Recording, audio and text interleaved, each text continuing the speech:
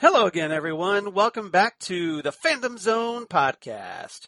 I'm one of your co-hosts, Charles Skaggs, back in the Fandom Zone, ready to talk some more Stargirl from DC Universe and the CW with my wonderful co-host and very busy call center guy, Jesse Jackson. How you doing, Jesse? I am great, Charles. Yes, it is the summer of RVs, and so my new gig is very busy, but I am very happy to be working, and we are busy. And I hear you and the lovely Lori were rambling people this week. Went and did a little exploring. Yeah, we because this past Friday was Lori's birthday. My wife's birthday, and also our cat daughter Keiko, she turned 15. Oh, nice! So a kind of a dual birthday that they share together, and obviously with the coronavirus, vacation plans have been rather limited. So what we ended up doing was just kind of driving around Ohio. Like we spent one day going out to this town called Yellow Springs, which is kind of like in the far west of Ohio, and then we went to the Columbus Zoo for a little bit, and then another day we just did yesterday where we went to this place called the Wilds, which was kind of like this drive-through animal park, and got to see a lot of very cool animals and stuff, and just beautiful scenery out there.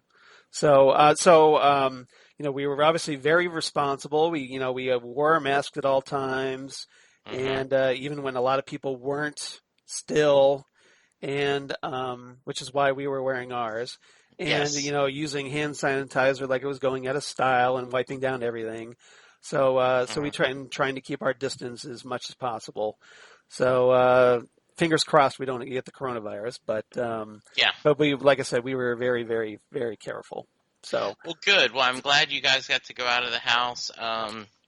We are trying to stay safe here in Texas. And it's scary, and so we're all trying to do the right things. And because Texas's numbers are just going out of control right now. It is crazy, and but as we fight this, there is a shining glow, shall we say, a shining banner stick. Yes. That is shedding joy to us. You mean a shining cosmic rod, perhaps? Yes. All right. And so we are here to talk. Or cosmic staff, as the show likes to call it. So here at episode 184, that was I love the way you set that up, by the way. We are going to talk Shiv Part 2. Obviously we talked Part 1 here last week. So this was the 8th episode of Stargirl, Season 1, aired on July 6th, 2020, written by Paula Seven-Bergen, who is a new writer to the show, and directed by Gary McLeod, who's also a new director to the show. So these are a writer and director that we haven't written or directed for the show before.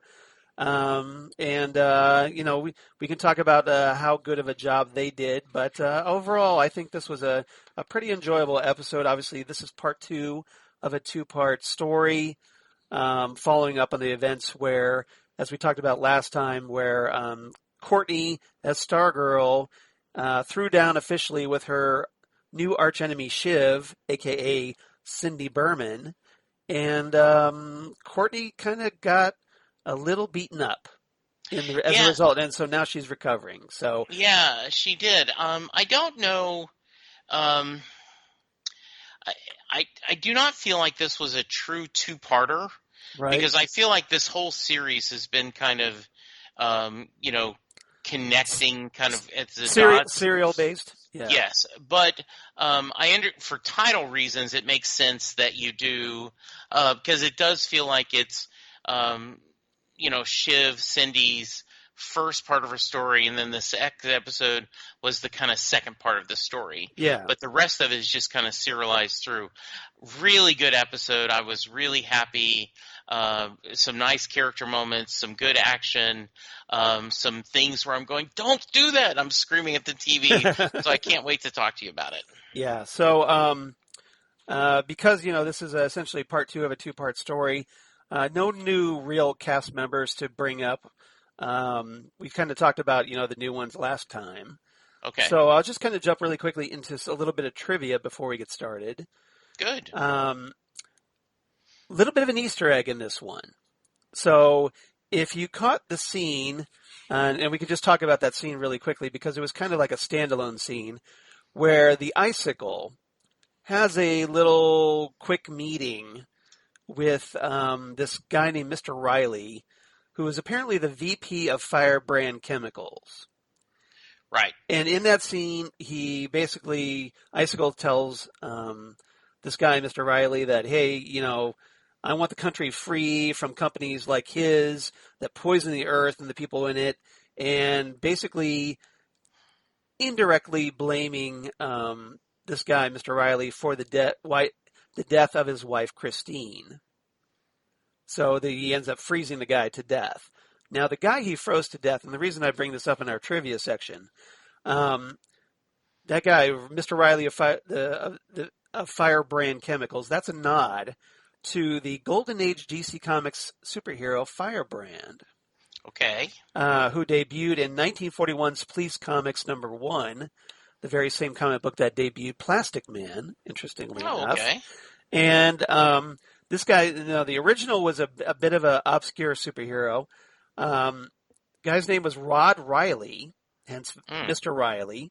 And originally, he was the bored and wealthy socialite son of a steel tycoon who decided, hey, I'm kind of bored, so I'm going to go out and fight crime with my, with one of my servants, and kind of like if Batman went out and fought with Alfred, I guess. Okay.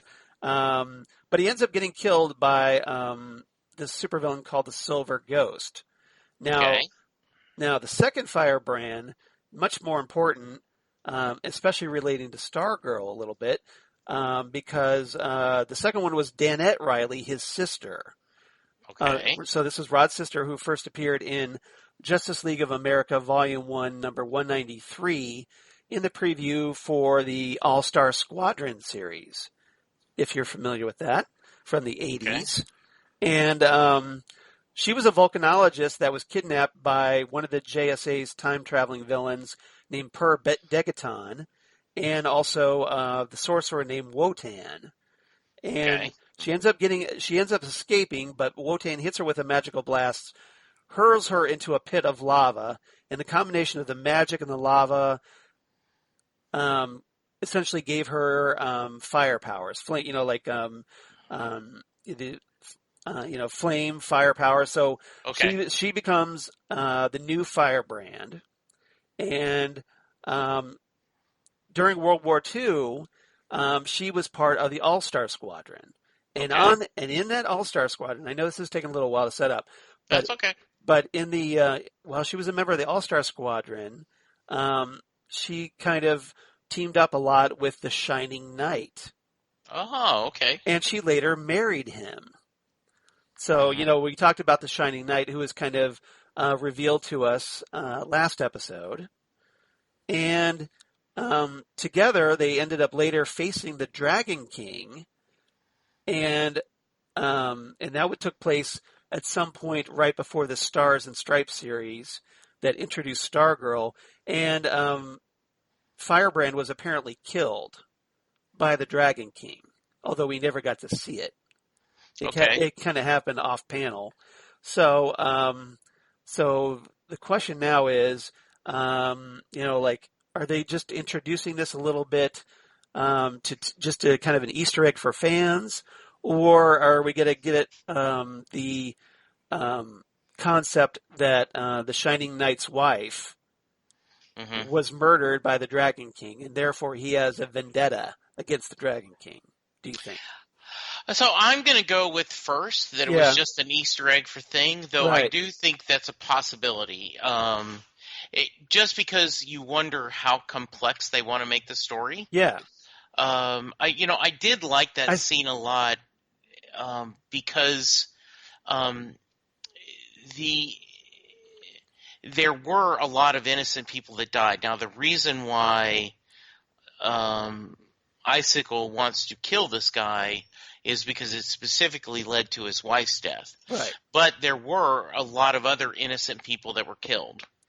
And you wonder, as we learn more and more about the American dream, is this not only about creating power for the Injustice Society, but is this also making their version of a better, safer world? Right. You don't know how much of this is just pure I want to rule the world, but also I want to make this world, I want to rule the world I'm making better, safer, and better for other people, right? Well, I think the way I see it, and I think you're onto something there. I think what the Icicles plan is basically, look, I need to make the world a better place because the world ended up killing my wife. So therefore, in order to make the world a better place, I need to rule it and have control over it so that I can affect the change that I want. Yeah, I mean, It's almost like the if you remember the Joss Whedon series, little micro video series, Doctor Horrible sing along blog. yes, Where Doctor Horrible talks about getting everything he wants, including social change, yeah, and that and kind of reminds me of Icicle a little bit. yeah, like I was thinking of Ra's al Ghul, and I'm trying to make the world better because the Earth is being destroyed, and even Thanos. The idea of that. Yeah, If we get rid of every other person, the world is going to be a better place, not for those who are gone, but for the remainder, because there will be more resources and less things. So they could be evil, yeah. but that doesn't mean they aren't trying to, in their own warped way, make things better. So it's Well, good. as far as villains are concerned, they're the hero of the story. Always. That they're the ones, like, just everybody else doesn't have their vision, Yes. and so essentially they see the heroes as the villains of the story. Absolutely. So they don't see themselves as necessarily evil. They just see themselves as having a cause. Yes. A lot of these guys. Now, some of them are just hey, I want to rob a bank or whatever Yeah, and make money. exactly. Yeah. But And I think and I but think but but I think megalomaniacs like Icicle, obviously they've got little loftier goals. and I'm just going to throw it out there, but I think like the Gambler and Sportsmaster and Tigress and I think most of the team do not have his vision. They are just about we want to have our own place. We want to be able to have control this world.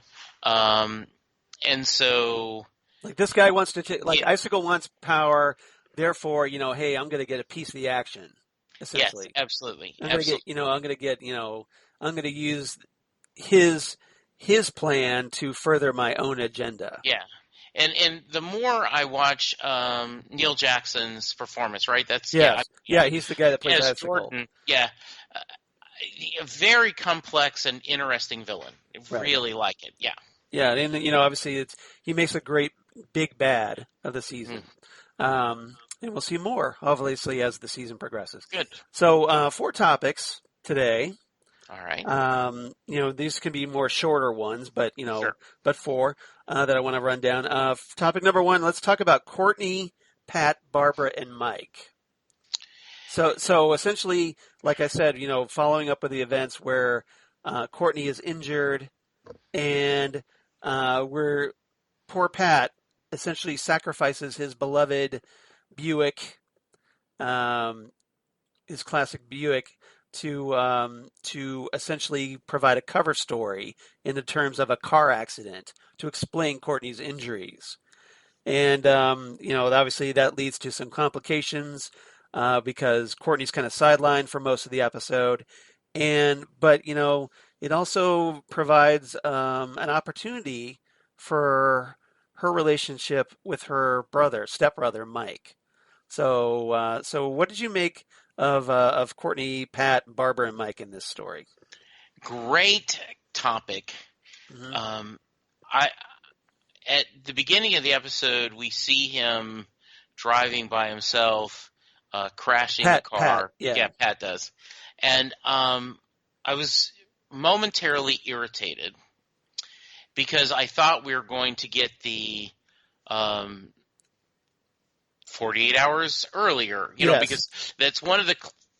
I think that people go to that too much nowadays. Yeah, they do. Yeah, so like, oh, hey, I'm kind of trying to be clever, so yeah, like so I'm we're going gonna to do show some, you. so show you like a past event first. Yeah, like we're going to show you this horrible thing, and then we're going to back how we got to there. Yeah. First few times, clever. Now then you're going, but no, this is just, and you're like, why is he, like, because it felt like it looked like the same tree Yeah. that, Our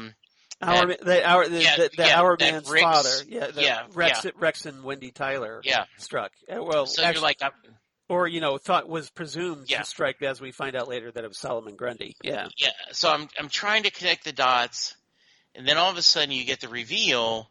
He's doing a cover story. Yeah. Because Courtney has been banged up a lot. Well, he needs to take her to the hospital. Yeah, this isn't just like she tripped and fell. This is more serious than that. And so he's got to come up with a cover story. I really like the idea that the series is trying to address, you're keeping secrets from her mom.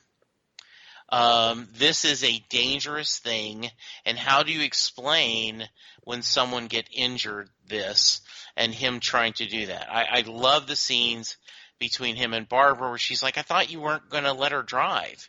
And well, you're right. And why did you let her drive at night for the first time?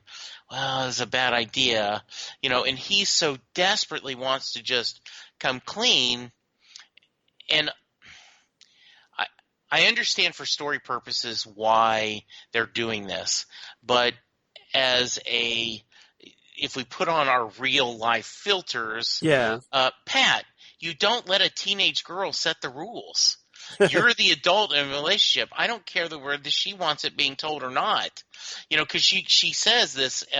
It kind of makes him look bad in his wife's eyes. Yeah. Yeah. The whole reason Courtney wants this is she's afraid her mom is going to make her stop doing what she wants to do. And that's the whole purpose. And so I thought that was some nice give and take. I felt bad for Pat. You could see his mind, how his every fear that he's had since the beginning, the moment Courtney has found the staff and found her this background, his worry has come to life. This person that he cares about is now been injured, and he's got to lie to his wife. And he quickly and he sacrifices his beloved car for the lie. Yeah, and I think Courtney makes a big deal about that, but he's like, I don't care. I just got to come up with a story. Yeah. I also loved the interaction where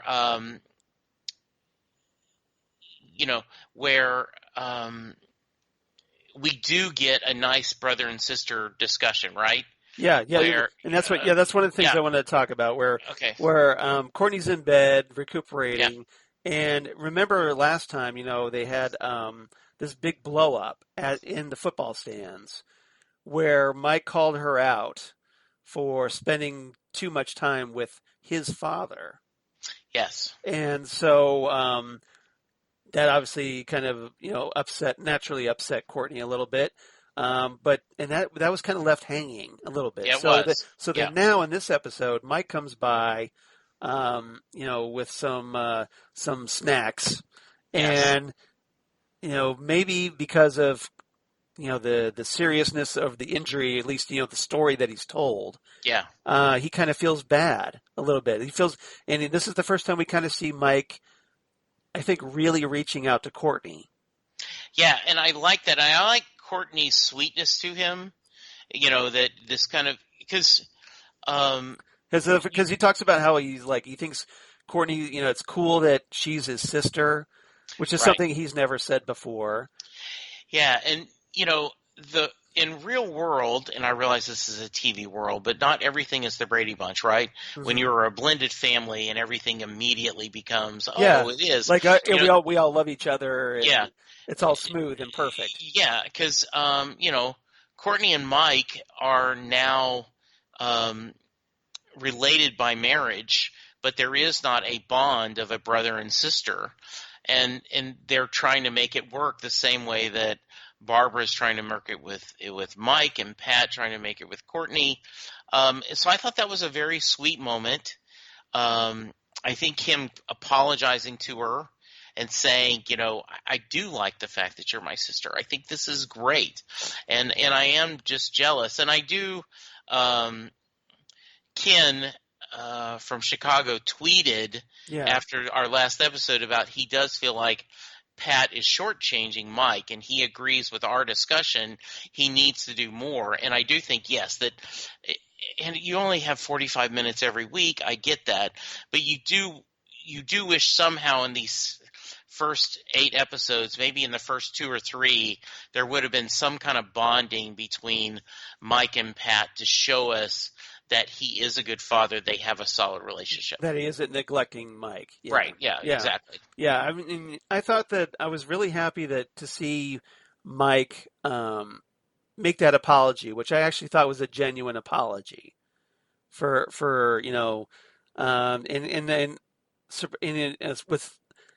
it surprised me that he opened up and said, "Look, I'm just not used to having to share my dad," and I think it gave his character a little more depth. That he's not just the bratty stepbrother. Yeah, and I also like the idea that implies that he and Pat did have a close relationship. That before all this, the move and the new marriage, right, and her becoming Stargirl, before that there was some time where they were bonding. It's an interesting dynamic. Trey Romano, who plays Mike, I think did a really good job playing that. It was a really sweet scene. We got a lot of good scenes, and I know you're going to talk about this in our other things. Yes. But in Courtney's bedroom, we did get some nice interactions between everything. I feel for Barbara being left out. She had a really successful night, and Jordan was really proud of her and talking about how well they did. Right. And then all of a sudden you get this word that your daughter has been in a car wreck. And even though it's not serious, it's still serious enough that she's got to get home and worry about that. So I hope that by the end of the season there's going to be at least Barbara knows what's going on. I don't know if you include Mike in it, but I think Barbara has to know, from my perspective. Well, we kind of talked about how we thought Mike might figure it out first. Yes, absolutely. Because of his his suspicious nature, I guess. Or just that, that he seems to be always at the wrong place at the wrong time for them. And, I think as far as Barbara goes, obviously, the sooner they come clean with her, the better I think it's going to be, because the longer they keep drawing out the secrets, the worse it's going to be. I agree. And with, falling down the stairs, now a car crash. Hmm. I'm kind of wondering, if this were any other show, I would be concerned that Barbara would be worried that Pat would be abusing Courtney. Absolutely, yes. Um, I also want to just take a moment. But I don't think that's Um, going to come up here. no, I don't think so either. I don't think so. And I'm okay with that. I mean, I realize um, Every I show just doesn't need to be that dark. exactly. Yes, that's exact. Thank you. Yes. That's you read my mind perfectly in saying it. Yeah. I do want to give a shout out to. I think Luke Wilson is really good in this. I think the way he plays this kind of this weariness and Right. and sometimes a little goofiness, like the scene when he was, and we will get to that, I'm sure, when he's in, Bobby's kitchen and and Oh yeah, working working on on the the thing. disposable. Yeah, Yeah, we could talk yeah, about that a little bit. Because he later in the episode, obviously they through all the events, Pat ends up inside the Burman home. Hey, it's just the Dragon King's house, no big yeah, deal. yeah, And and he's now, so he ends up getting pulled in to like help Bonnie Burman, yeah, Cindy's stepmom, latest stepmom, yeah. repair the garbage disposal in the Yeah, and kitchen. she's looking at his Yeah, she's checking it out. physique, checking out, and she's happy, and Yeah, made her seem a little more human. And and now then Rick has become, Pat has become, Beth's. Now he's Beth's yes, stepfather, and yes. that In the awkwardness of storyline, yeah, he's exactly. adopted her, and it was just, I just was. I was yelling at the TV in a fun way, like, this is a bad plan. Rick, Beth, Yolanda, you Yeah, guys are not being smart. yeah. So, We'll talk about them later, but yeah, just I think you're right. I mean, Luke Wilson was really good with that, especially the awkwardness yes. with Beth, especially having to like, well, hey, yeah, she's my daughter. Oh well, she's adopted, that kind Yeah, of thing. exactly. Yes. Yeah, for obvious reasons. All Hmm. right. Anything else about these characters? I can't think of anything, any of you, that we missed. I don't think so. I mean, obviously, there was the whole business with Courtney and Cindy Yes. confrontation, but I want to talk about Cindy in a separate topic. Okay. Um, but we could talk about there was that bit where Pat was talking with the cosmic staff Yes. and essentially trying to convince the staff not to put Courtney in danger. So, and first Pat's going like, "Look, I'm talking to a stick. What's up with this? Something's wrong with me." Yeah. And so he doesn't think that anything's going to come of it. But later, when Courtney tries to get the staff to go after Cindy, Yeah. the staff initially resists her. Yes. So, so what did you make of that? I really like this. I really like this scene. I liked. I think Luke Wilson nails the discussion. It would have been. That's a hard thing to do. It's one thing to act against a green screen, Yeah. but you know that you're going to digitally put in a person in that body, right? Yeah. Yeah. But this is truly you are talking to a prop.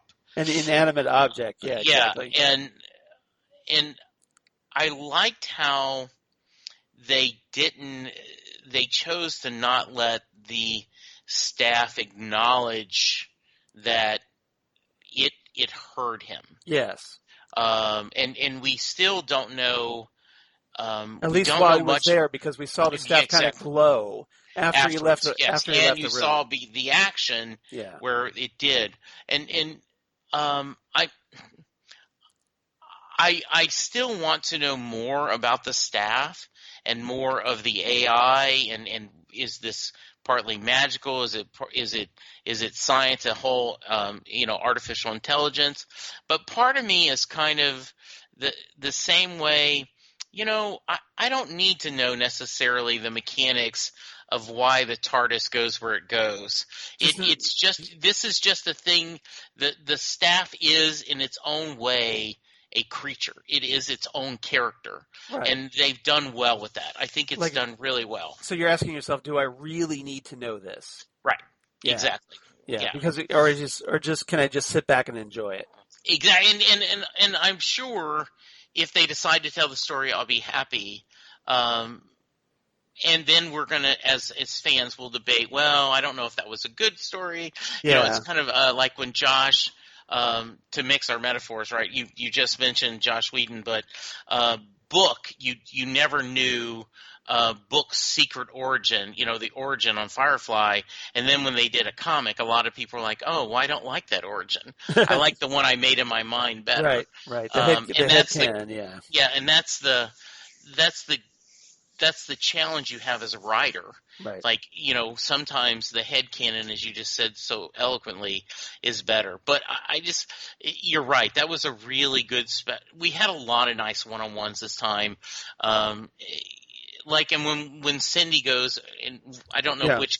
Yeah, I don't know if that's topic 2 or 3. Yeah, that's actually topic 2. So why don't we just start getting perfect. into there, because you're kind of like all ready to jump right at it. So topic number 2, let's talk about the Dragon King and Shiv, his daughter, Cindy Burman, who, as we find out in this episode, knows that Courtney is Stargirl now. And obviously that raises the stakes considerably. So what did you make of obviously Cindy confronting Courtney and then also confronting her father? I love the bedroom scene. I loved Courtney's uncomfortableness. Mm-hmm. And okay, is she playing with me? What's going on? Is she truly... Because Cindy is playing it very straight. She's like, I'm going to take a bite of the chocolate and give you the ones I don't like. She explains why I was having a bad day. I should, you reached out to me. I shouldn't have been so upset, and just the whole time Courtney's like, okay, when's the shoe going to drop? When's the shoe going to drop? Oh my God. And as a viewer, I'm going, she knows, doesn't she? Well, what if she doesn't know? What? And, and I'm back and forth. And then when you get the reveal, and oh, by the way, I really like your staff. Yeah. Right when she's leaving, it's like, okay, she did. Yeah. I loved everything about that scene. How about you? Yeah. I mean, this is obviously the classic superhero dilemma where you have the bad guy confronting the hero, either, knowing that letting the hero know that they know their secret identity, or to make matters worse, if it was like here inside their own home or surrounded by their loved ones, like, hey, look, I know you're the superhero, I'm the supervillain, and if you don't stay out of my way, I'm gonna murder everyone that you love. And obviously, this is one of the reasons why, hey, secret identities are important. I'm looking at you, Greg Berlanti, for this, because since you have an issue with said secret identities, but obviously, and this is what Pat was trying to stress to Courtney, like, hey, look, you got to be careful, because if people find out you're Stargirl, bad things can happen. And so this is essentially, as Pat's kind of having his own nightmare, like you talked about earlier, where Courtney is injured because of her activities as Stargirl, Courtney is also having her own nightmare because now that, oh, hey, a supervillain knows who she is. Yeah, my arch nemesis, yes. Even though it just happened, but right. She is my new arch nemesis. Yes, and Brec. Yeah, Brec Bassinger. Brec Bassinger, yeah. She has this fear on her face and this uncomfortableness and what's going on, and after, Barbara's like, oh, your friend came, and just this really, really a lot of tenseness, and then Cindy says, and I'll come back after I kill all your friends. just cold-heartedly. But just matter-of-factly makes that threat. Yeah. Yes. So Courtney has to, obviously she's now faced with this, and the way she reacts to it, essentially is, as you might expect, very impulsively. Like, Yes. hey, I'm gonna get the cosmic staff, change it to Stargirl, and then I'm gonna go beat the crap out of her. Yeah. And so she actually goes to Cindy's house. Yeah, and flips it back on her, like, hey, I know who you are too. yes, and the two throw down. So what did you make of their throwdown fight? So once again, great fight scene. I think Courtney has not asked herself the question, and I think that's pretty standard. What's a winning scenario here? Yeah. I mean, what did she expect? Because Shiv knows their secret identity. Yes. There is no way to unring that bell. So what is your answer? Is your answer, are you going to terminate her? You're going to kill her? So yeah, exactly. Yeah, you're going to kill her? Or are you going to lock her up? Or what? Yeah, what are you going to do? I don't think she wasn't thinking that far ahead. She's just thinking, I'm going to get her. And that's where it ended, I think. Yeah, exactly. It's like, well, okay, if you got her, what are you going to do with her? And you certainly, I don't want to say I have sympathy for Cindy, but I do think it was interesting seeing that her father is mad at her. Her father's disappointed in her. Her father threatens, don't make me take off my mask, which is a whole nother thing that I would love to have you share your insights of reading the comic and speculation, because you don't know what the TV series is going to do. You just know what based on the past. But he's incredibly disappointed with her. She is like, look, Dad, I know who Stargirl is. I know this has been successful. And he's like, you failed in everything. She's alive. She's been in our tunnels. You've put on the costume when you haven't earned it. You may never have a seat at the table now because of how bad you screwed up. Which is something that if you're a pessimist as a parent, you can say that to any child, like, oh, you have screwed up now. You've got something on your permanent record. You've stumbled and you will never be able to overcome this. This is a burden you're going to have to live with the rest of your life, versus the idea of like, you can overcome anything. And, even though you have a misstep, you can move forward. But him being an evil villain, he's going to focus on the negative. Exactly. Love that interaction. Yeah. Really well written. I feel for her frustration.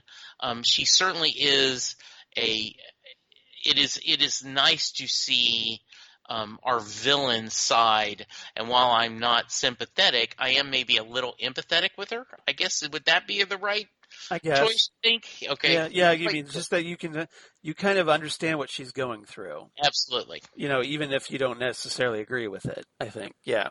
The Dragon King obviously isn't the loving, supportive father that ideally Cindy would want. Yes. And because of that, it's made her so.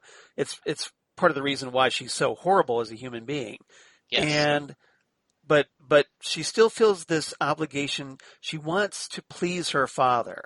She does. And she wants to be treated as an equal to her father. She wants that to be. She's so desperate to become a member of the Injustice Society, which is one of the reasons why he kind of throws it up to her, like you said, and says, well, hey, because of your screw up, they're probably not going to let you on the team now. Yeah. And so he's just he's just completely disappointed in her, and because of him being such a horrible human being, or something more than a human being, just tease that there, that he's incapable of expressing what Cindy needs right now. And he's just, like you said, focused on the negative, and just looks at her like a complete failure. Yeah, and you get a close up. You see that it doesn't it doesn't quite under the eye, Yes. in the eye holes. It doesn't look like skin. It looks almost scaly. Yes. And then you have the implication that this was, from the 40s. Well, yeah, that's one thing I want to talk about. So, Okay. Please just to kind of go for it. let me set the table here a little bit. So while Beth, and we'll talk about Beth and the JSA here in the next topic, but when Beth is inside Cindy's room snooping around, that she notices a picture of Dr. Ito, the real name for the Dragon King, and her AI Chuck tells her that Dr. Shiro Ito was a controversial scientist who was formerly a member of the Japanese military during the 30s and 40s, and who created conventional and biological weapons. And he was tried for war crimes and was executed in 1947. Well, if that was the case, well, hey, how is he still alive? And so it adds obviously a little bit more to the Dragon King's mystery. Knowing what is under that mask, I can kind of piece it together in my head of what happened. That apparently he did a little bit of genetic manipulation to essentially make himself immortal, and which is why he's lived so long. So And go ahead. I think that's a good call. Yeah. And also could explain why we're at where we're at, right? I think that's a really good point. Yeah, and obviously, it could also set up the fact that, hey, the Shining Knight fought the Dragon King back in World War II, which is good because, that kind of gives us that World War II connection that I think is so essential to the Justice Society a little bit, because that's where they originally came from in the comics. But yeah, just another thing that Dragon King is disappointed in Cindy in is that tracking down or keeping tabs on Henry King Jr. And I want to talk about him in our fourth topic. But essentially, the Dragon King figures out that, hey, Henry's got powers after all, and his daughter, who claimed that he didn't have powers, was obviously wrong. So this is just another example of Cindy's failure, and keeps him from being disappointed in her, I think. Yeah, I think so. I absolutely do. Yes. So yeah, just the question obviously becomes, well, what could Cindy do at this point to please her father, apart from just like, hey, I'm going to actually kill Stargirl. But I think the failures become so much that he's just like, look, Cindy's out of control. I got to bench her. So essentially, we see the way that the threat of Shiv is dealt with isn't by Courtney, but by the Dragon King's goons, who essentially grab her and take her down to the sewers. Presumably, we don't know what to lock her up. Who knows? Yeah, I don't know either. And he is very disappointed with her, right? And he wants this. Something's going on. Yeah. So absolutely. What happens to Cindy? We don't know yet. No. But presumably, he's either going to punish her somehow for her failures. So we'll find out. But so fortunately for Courtney, because hey, that kind of takes the immediate threat off the board. Yes, she does. But it is. You still have the longer problem of what's going to happen, right? Right. And what's going to happen, when the eventual rematch happens? Yes. Because it'll happen eventually. Yeah, absolutely. Because, hey, I've read one or two comic books. That kind of thing is going to happen. Absolutely. Yeah, exactly. One or two, or, hey, 18,000. Go figure. So anything else about these two characters that you want to talk about? No, I just really liked about it, Yeah. And I think Meg DeLacy does a really good job as Cindy. She's the the mean girl like we saw her, but Yeah. obviously now that with the added dimension that hey, the mean girl's also a supervillain Yes. with a disapproving father, it kind of gives her a little bit more dimension, I think. It does give her more dimension. Very well played.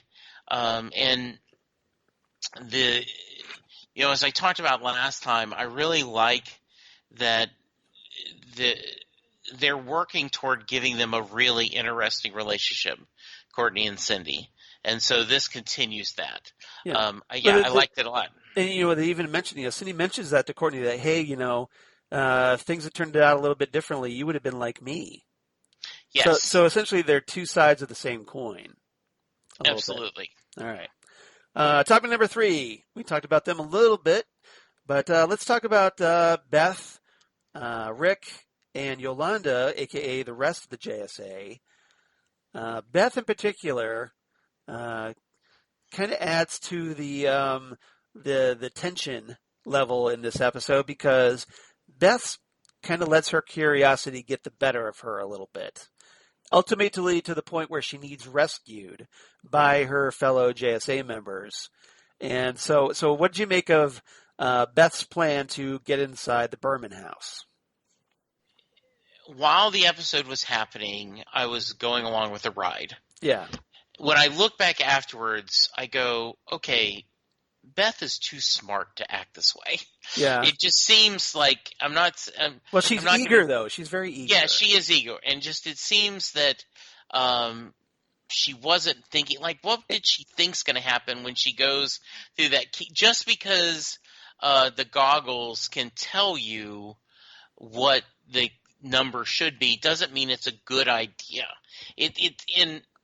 Well, like I said, I think her curiosity I think so. Gets the better of her, and also a little bit of overconfidence. Like, hey, I've got the goggles. We'll figure something out. Yeah.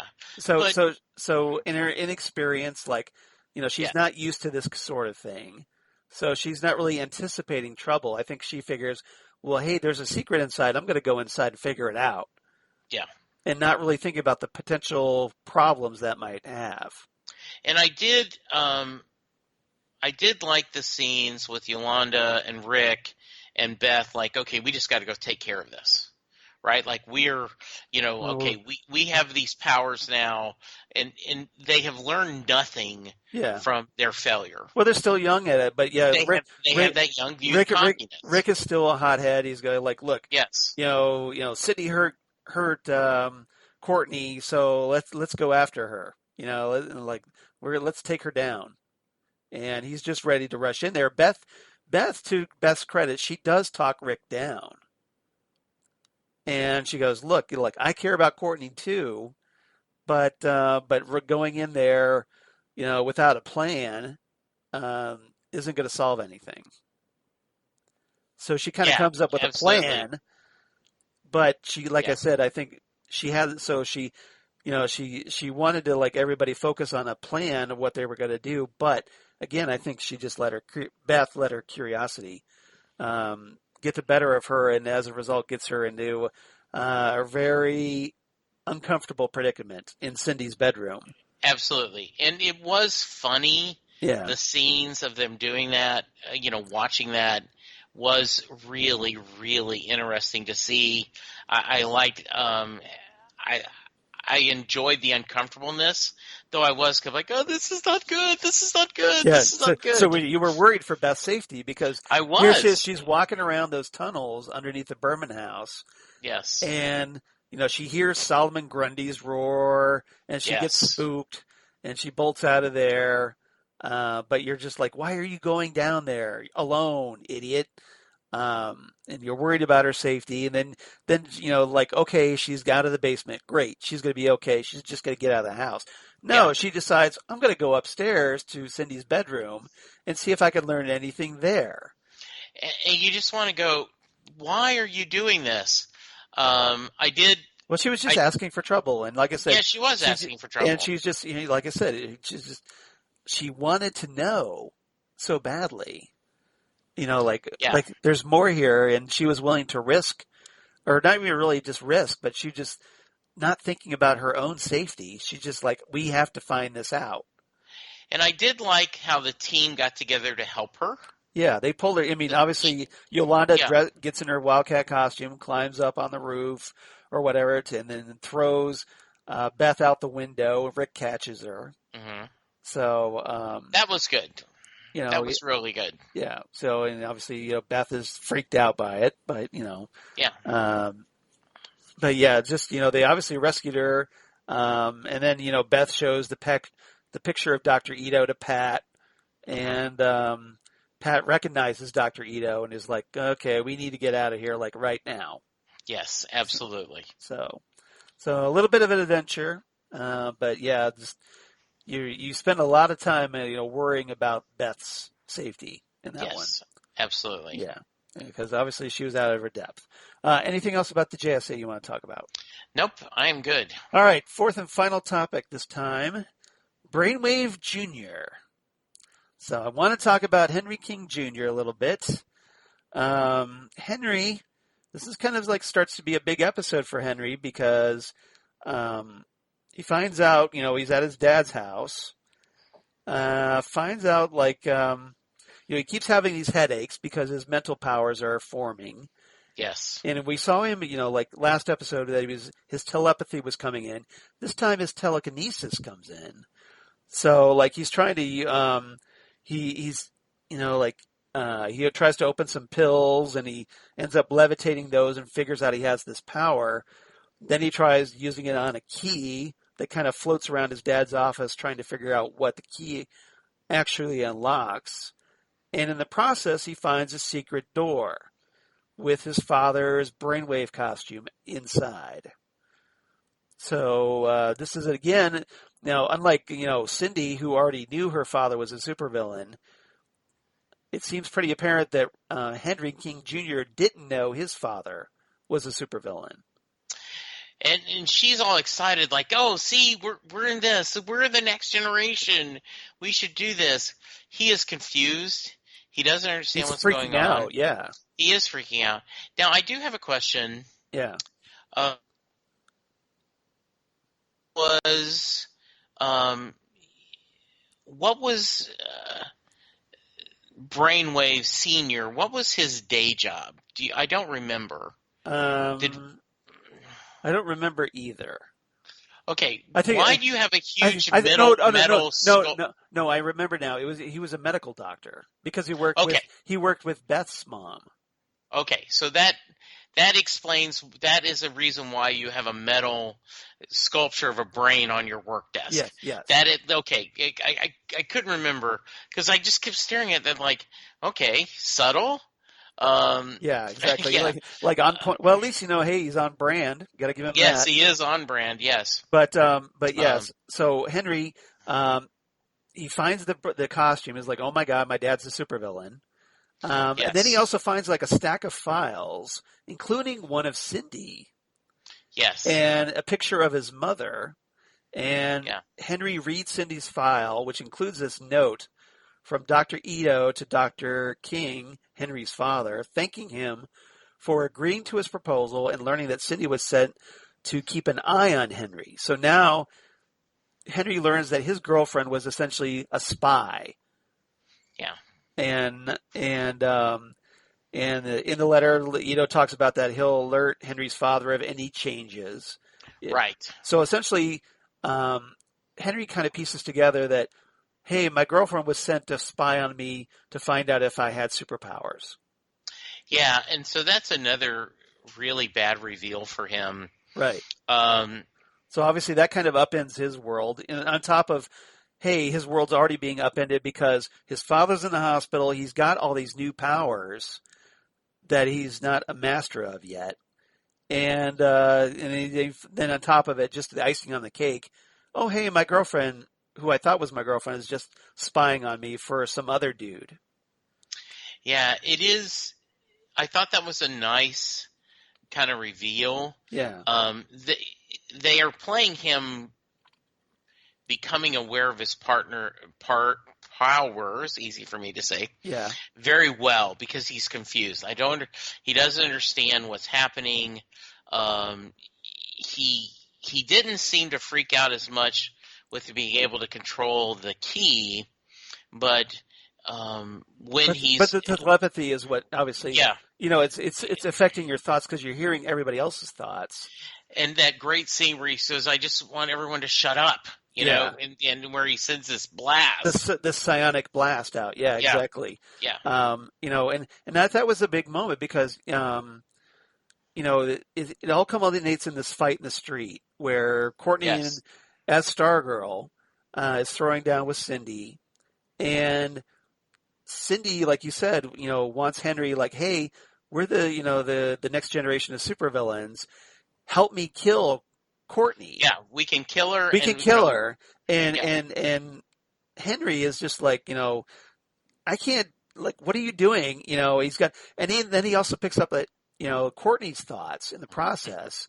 yes, Like all Cindy is thinking about is, hey, I want to kill Courtney, and all Courtney is thinking about is, well, I need to stop Cindy. yes, And so in the process, I think he learns that Courtney is also Stargirl. And so he figures out that, so this is another revelation on top of yeah, everything. So he gets completely overwhelmed and takes off. yeah. And, obviously this is what Dr. Ito's watching all this on one of his secret spy cameras going, oh, look, my daughter's a complete idiot. He obviously has his powers. Because they need Brainwave or Yeah. Brainwave Junior to finish the Yeah, plan, right. whatever it is. Yes. Yeah, so now that obviously Dr. Ito's going to go like, well, yeah, I know we needed Brainwave for the plan, but hey, his son just got his powers, Yeah. so we should probably make use of that. Absolutely. So, and we'll see what happens later, probably in our next episode. But so what did you make of Henry? We talked about it. You kind of thought that he was going to be like maybe an irredeemable character. Right.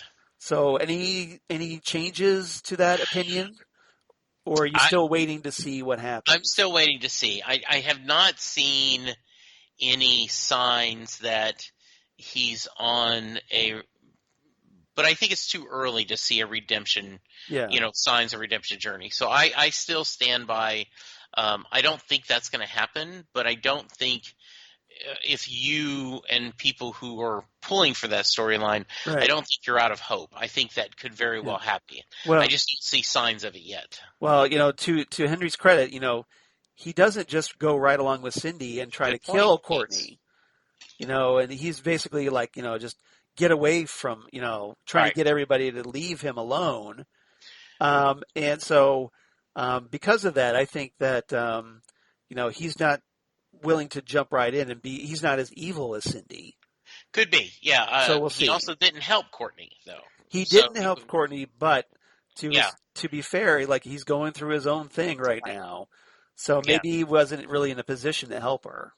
I mean, he kind of did help her a little bit indirectly. With that psionic blast, because it kept Shiv away from Courtney. Yeah, and I don't know if he didn't jump in because he has a moral problem with that, or everything's so confused he just couldn't make a decision one way or another. Right. We'll have to see. Yes. Yeah, but I do agree. I think there's hope there. Yeah, I agree.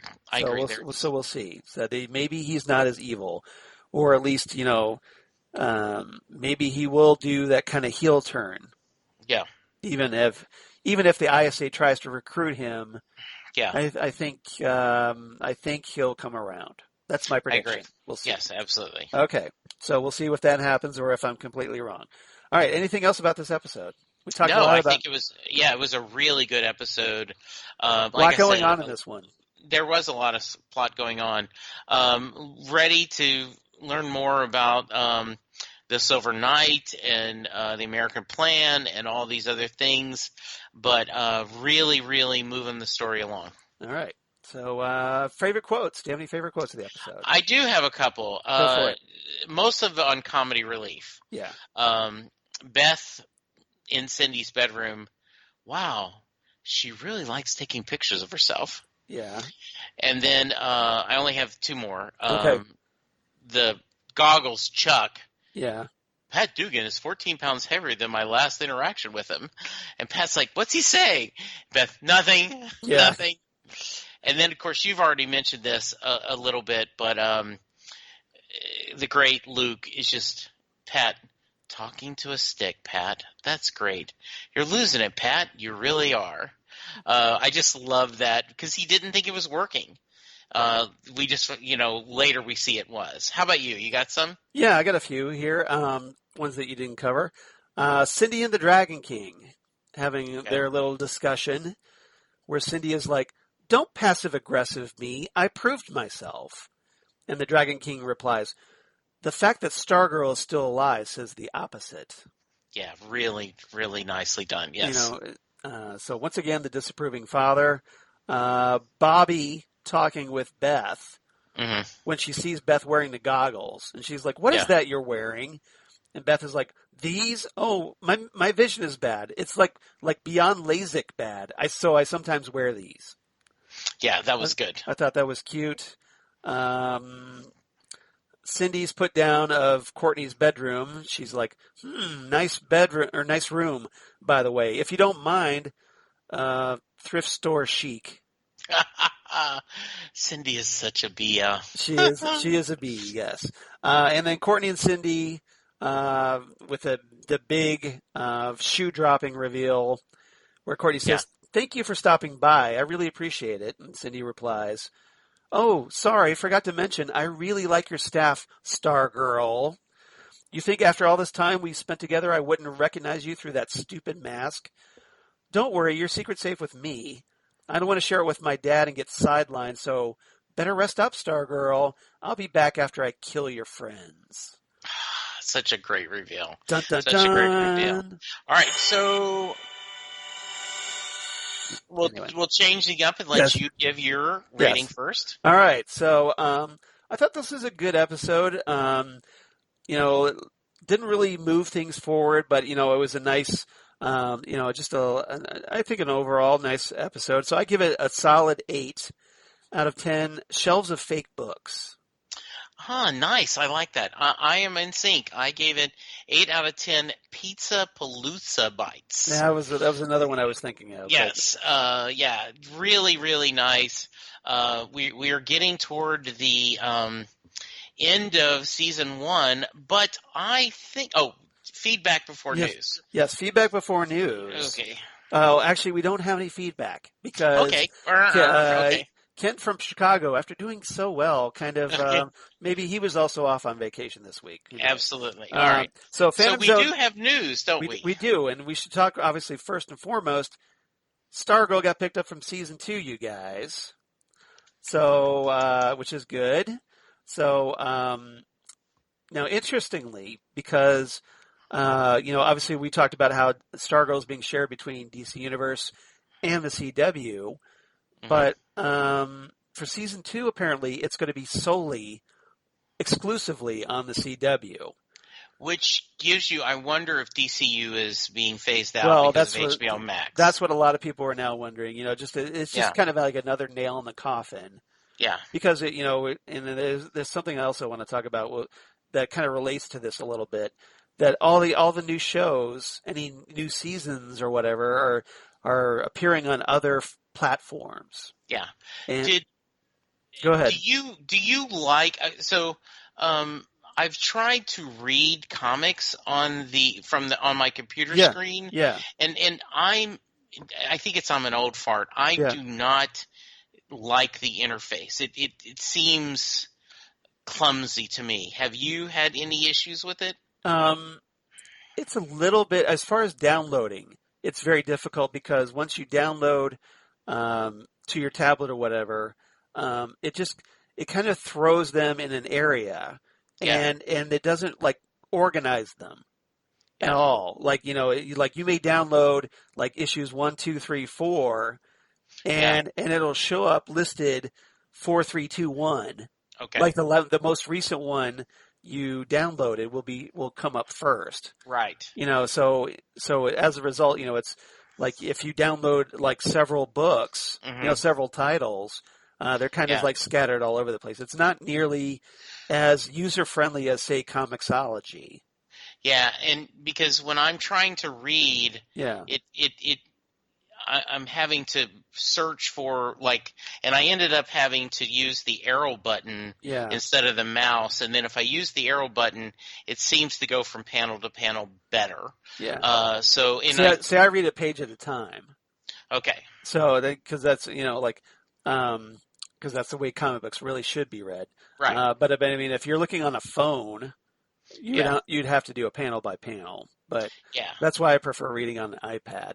yeah. So, So anyway, and then I just kind of like widen and blow things yeah, up to where this, absolutely. if I want to look at something closely. But that was not the only Yeah. Phantom Zone news. There's other big news, isn't Yes. there, Yes. Charles? Yes, there is because in a related note, since all the new shows are going to other platforms, HBO Max has ordered Batman, like a companion TV series to The Batman, exploring the Gotham City Police Department. So essentially, like Gotham, only probably Gotham done the right way, like the way everybody hoped Gotham would have been done. And, I was just going to say that that's what I thought Gotham was going to be. right.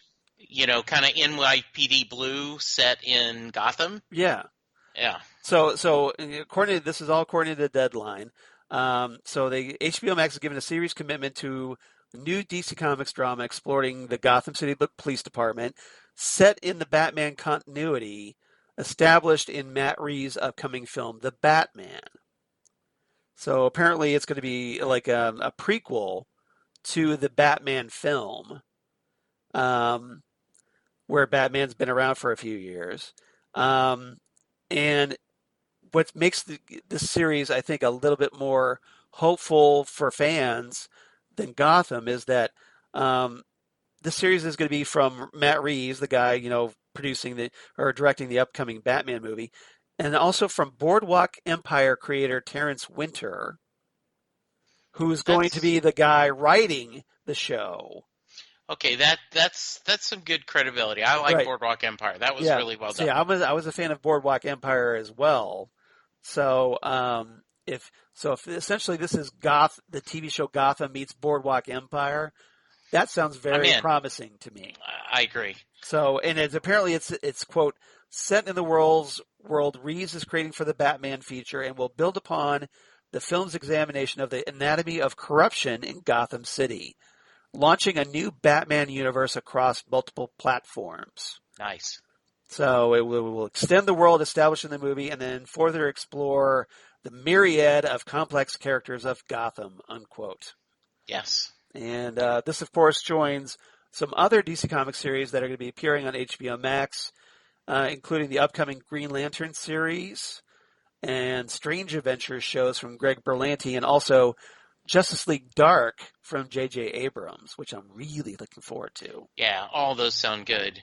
And we had one other news. Yes. With Batwoman. Did you have that?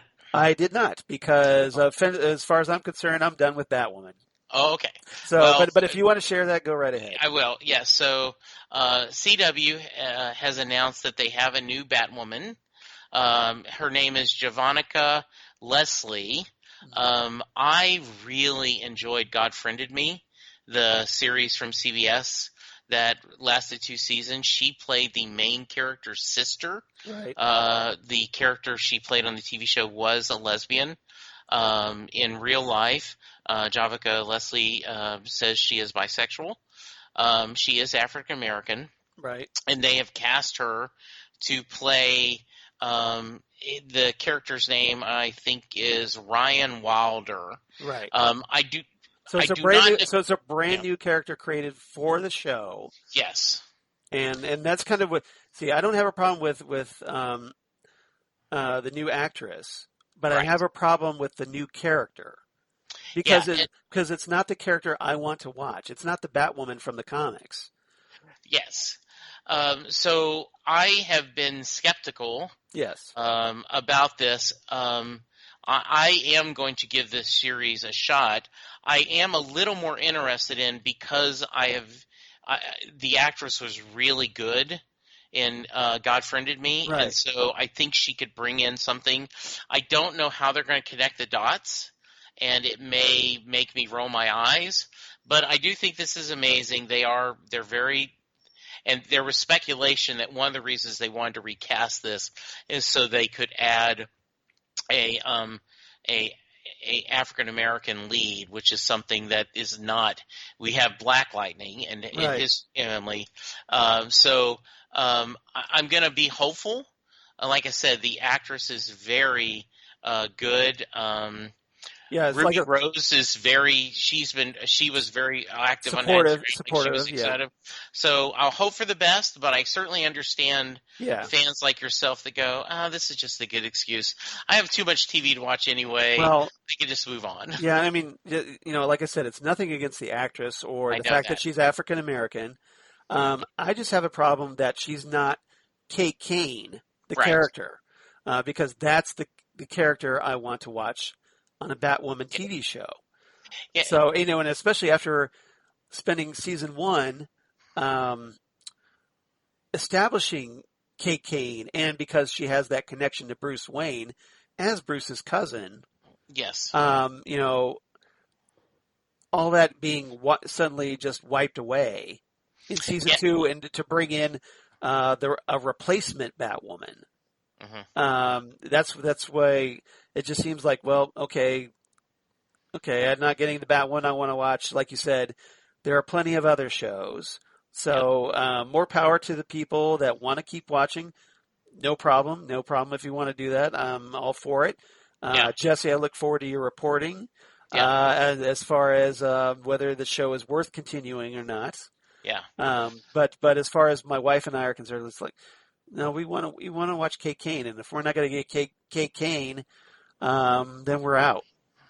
Yeah. You guys can't see us. You know, Charles and I do our cameras, but he can see. It does look like if you're graphing, you've got everything in the Batwoman universe here, and then like on the different total graph is this character. Like, okay, everything revolved around Kate Kane. Everything about this. Yeah, all the supporting characters, all the situations. Like what are they going to do with Alice? What are they going to do with Kate's would-be love interest? Right. Her father. Yeah. It just seems like that's they're going to have to try really hard to either connect those, or just everybody's just go like, oh, Kate's gone, you're here, I guess we deal with you now. Yeah. So it's going to be really forced to me. So it is. Yeah. We'll have to see what happens. They're going to have to work really hard to pull that off. Good. All right. So we covered our news. Anything else we need to cover, Charles? No, like I said, we don't have any fan mail this time, sadly. But but if you want to get a hold of us, please do. So write to us at PhantomZoneCast on Twitter, or you can reach us on email at phantomzonecast@gmail.com. We'd love to hear from you. So that's phantomzonecast@gmail.com. Let us know what you think of Stargirl so far. Are you excited about the season 2 pickup? Or any other, like you're looking for the new Batman show or Batwoman or whatever, or drop us a line. And then on Facebook, of course, the Phantom Zone Podcast, or Instagram at Phantom Zone Podcast. And Jesse, where can they reach you? Well, you can find me at Jesse Jackson DFW on Twitter. You can find me on Instagram and Facebook, though most of my social media actions I do on Twitter. You can hear me every week talking Doctor Who with Charles on Next Stop Everywhere, our podcast. We have reached the modern era in our kind of journey through past. So we are actually talking Christopher Eccleston. Christopher Eccleston, by the way, showed up. I got an alert on the sports station I listened to that Chris Eccleston was going to be joining. I joined over. It's because they're huge Leftover fans. Okay. And they spent about 15 minutes talking to him. They mentioned that he was the Doctor, but all the questions were about the Leftovers. Right. And he was very engaging, told some great stories about the series and how much he enjoyed being on it. So it was kind of nice to see. Anyway, and so I am also. They might have been told not to ask questions about Doctor Who I don't. It doesn't by sound like by any of his the agent. hosts. Yeah, it may have been. None of the hosts seem to be Doctor fans. Okay. So that but they are passionate Leftover fans. Like Okay. and so I think that may have been why. It could have been either way, but I get the feeling it's just because they're not Doctor Who fans, but they wanted to know everything they could about the Leftovers, how brilliant he is on that. Okay. In which he is brilliant on that series. So where else can they find you? Yes, they can find me. You can hear me talk music, and I actually had a Andrew Hickey from 500 Songs, History of Rock and Roll and 500 Songs on yesterday, and we spent about 10 minutes talking Doctor Who because he is a big Doctor Who fan. So I will include that in the episode as well. Good. And so I just talked to Bruce Springsteen and fans from around the world, and Set Listing Bruce. Please check that out. Charles, you do a couple other podcasts besides talking to me, don't you? One or two. So as for me, you can reach me at Charles Skaggs on Twitter, at Charles Skaggs on Instagram. Would love it if you liked and followed me there. Or, Facebook, of course, Charles Skaggs in Hilliard, Ohio. That would be great. Or my blog of geeky things. Damn good coffee. And hot. Damn good coffee and hot. We're talking about all the stuff we talk about here on the Phantom Zone podcast, including Stargirl, including all kinds of comic book sci-fi news, comic book TV news like the Batman companion series that's coming out, and news of my other podcasts for Southgate Media Group, including the aforementioned Next Stop Everywhere, the Doctor Who podcast, where, like Jesse said, we're going to be talking The Unquiet Dead from the Christopher Eccleston era coming up this week. And then also, Titan Talk, the Titans podcast that I do with DJ Nick, where we are going through Doom Patrol Season 2, which is another series that's now kind of like migrating slowly from DC Universe to HBO Max right now. And Ghost with the Twin Peaks podcast, where Zan Sprouse and I talk all things David Lynch, Twin Peaks, and all kinds of pop culture references. If you've heard Zan on other podcasts, or like on Next Stop Everywhere, where she's wonderful, we have a ball. So hope everybody enjoys that. Checks out our podcast because coming up later this week, we're going to be talking the 2001 David Lynch film Mulholland Drive, starring Naomi Watts, and it's going to be a lot of fun. Great film. And obviously, we've got some things that we want to say about it. So I think it'll be a lot of fun. So, yeah, I think that's going to be a great discussion. Yeah. So I hope everybody checks that out. Otherwise, please come on back next time for episode 185 of the Fandom Zone as we talk Brainwave. Episode 9 of Stargirl. Jesse, any thoughts as we sign off? I am just really enjoying the journey. I think this is going to be great. I am looking forward to seeing how they wrap things up. I'm excited we're going to get a second season. So if they do things the way they normally do, I think we're going to get a nice ending plus a little bit of a cliffhanger. Yeah, maybe they'll tack it because maybe they'll tack on a cliffhanger since we are getting a season 2. Yeah. That maybe we wouldn't have normally had they not renewed for season 2. So absolutely. So we'll see how that pans out. But obviously, that's a few episodes down the road. Yes, we went a little long this time, but we had a lot of news, and there was a lot of fun stuff to talk about this episode. So thank you, Charles. Yep. I'm glad you had a good week of kind of day trips, and be safe this next week. I want to tell our listeners, please be safe. Continue to do everything that's right. Wear your mask. Wash your hands. Do your social distance. We love you, and we want you to be healthy. Exactly. We want to keep you around so that you keep listening to our podcast. So, and we got to get these numbers down. So we need you to wear your mask. Use that hand sanitizer like it's going out of style. And be safe out there, please. Be safe, be smart, and then come on back next time for episode 185 of the Phantom Zone as we talk Brainwave right here on the Phantom Zone podcast. Goodbye, everybody. Goodbye.